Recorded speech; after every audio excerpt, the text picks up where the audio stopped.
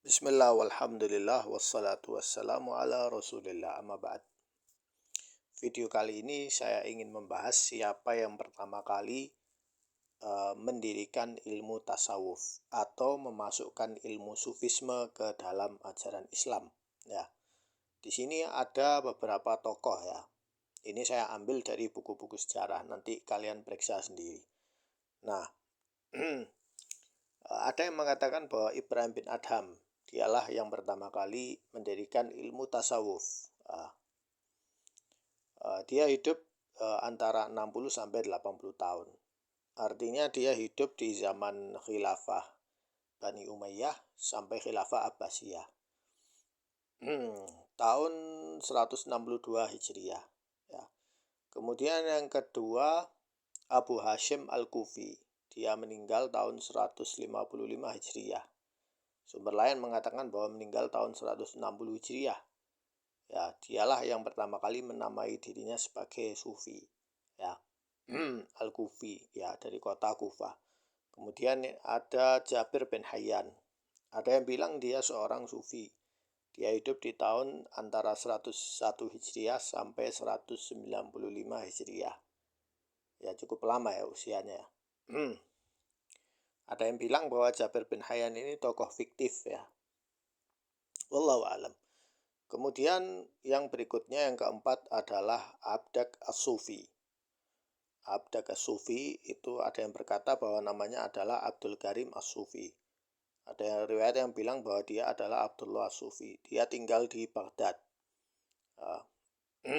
Jadi tidak ada sumber sejarah yang jelas apakah ini yang mendirikan atau itu yang mendirikan. Ya, yang kita tahu adalah orang-orang yang ngaku ya. Jadi munculnya nama sufi itu hal yang baru karena sebelum-sebelumnya di zaman para sahabat tidak ada ya. Berarti sufisme itu adalah istilah di luar Arab dimasukkan ke dalam bahasa Arab.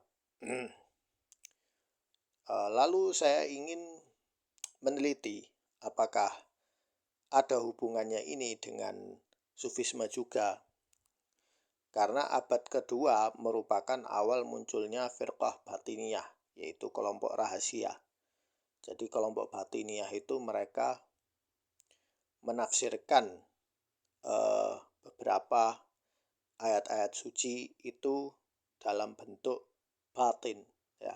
Tidak diketahui kecuali orang-orang ahlul hikmah, orang-orang bijaksana, yang mereka mendapatkan ilmu melewati bisikan-bisikan rahasia ya yang diujamkan ke hati mereka.